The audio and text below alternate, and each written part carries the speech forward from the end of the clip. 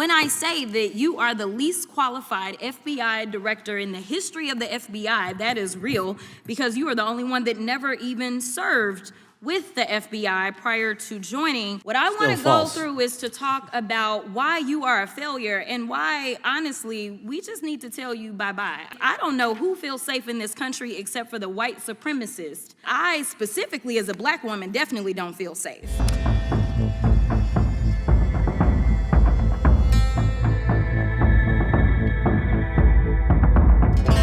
The lady from Texas is recognized.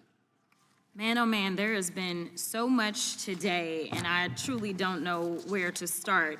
So I'm just gonna make sure that we start off with a few facts.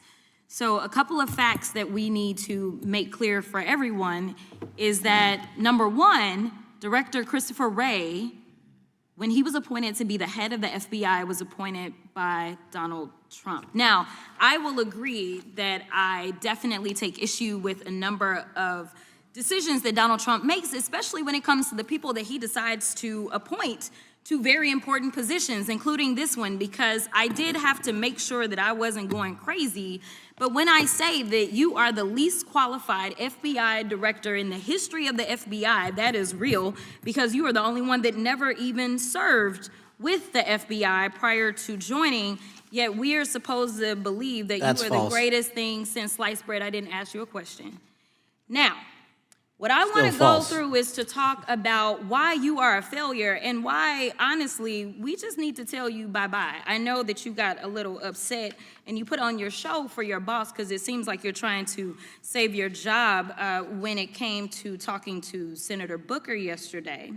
But let's go through some of your failures.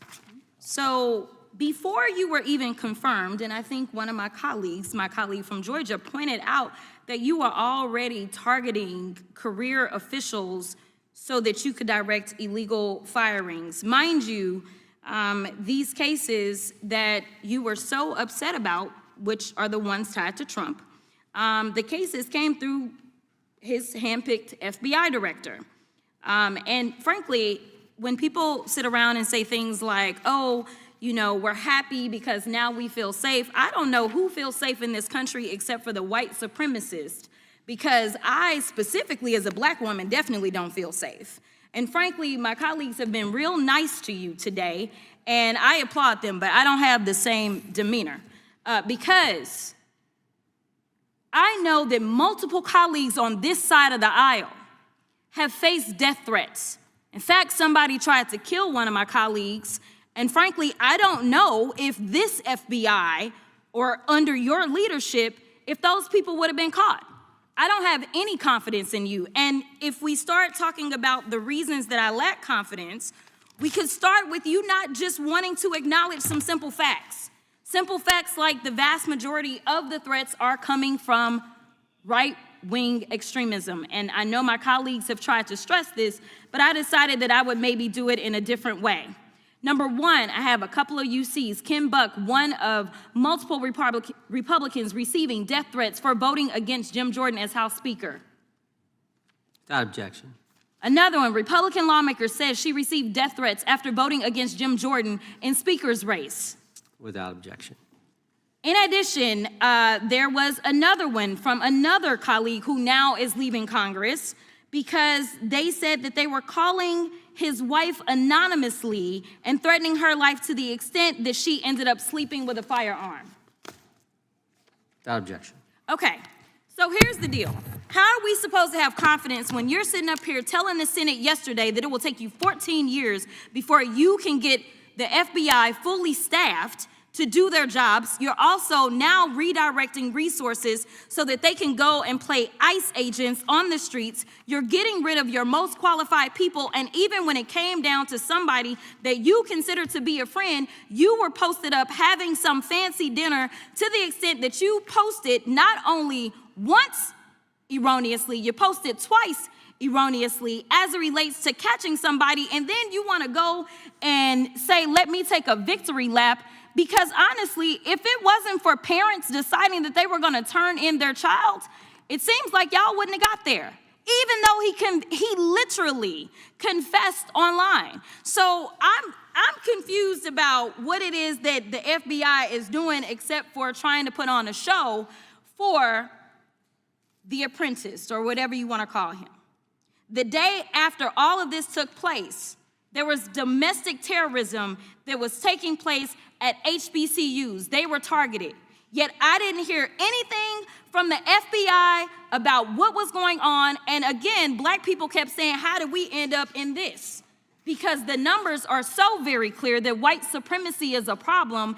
And honestly, I've not heard anything out of you today that makes me believe that you're gonna do anything about the white supremacy problem. The one that is leading to children being killed, children being shot, as well as members of their community as they're worshiping in their churches. The time of the gentlelady has expired. If the gentleman would like to respond to any of that.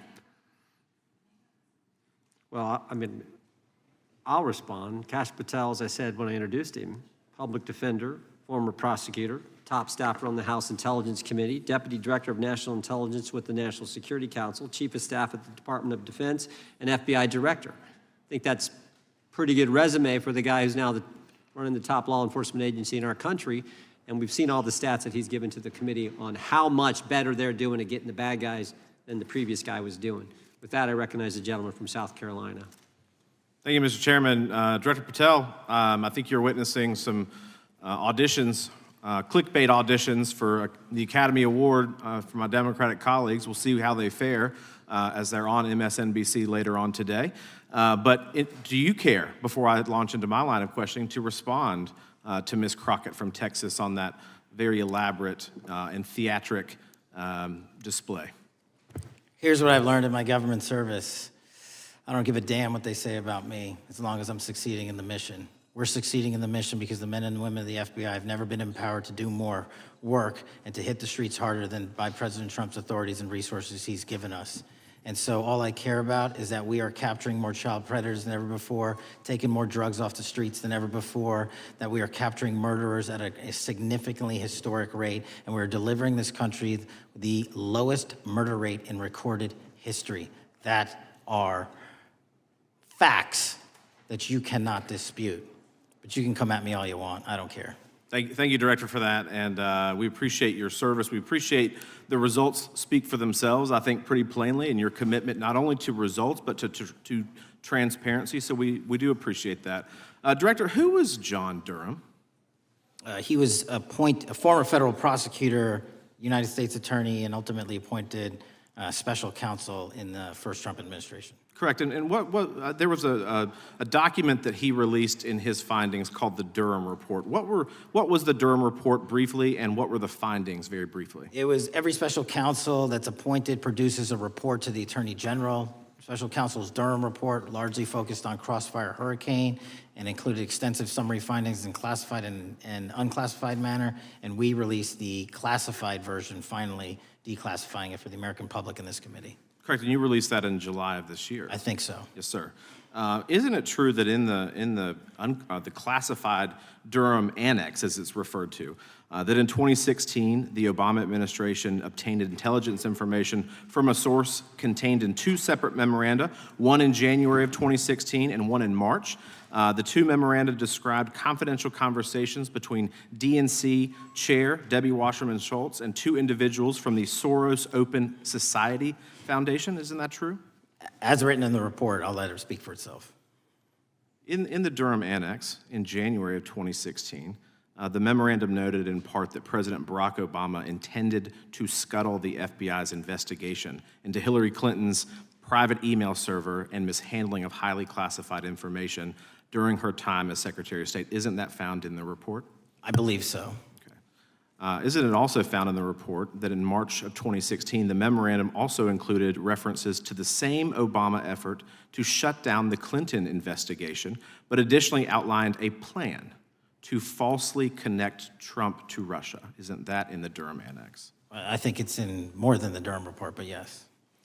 The memo also stated in part that, quote, the Democrat Party's opposition is focused on discrediting Trump, among other things.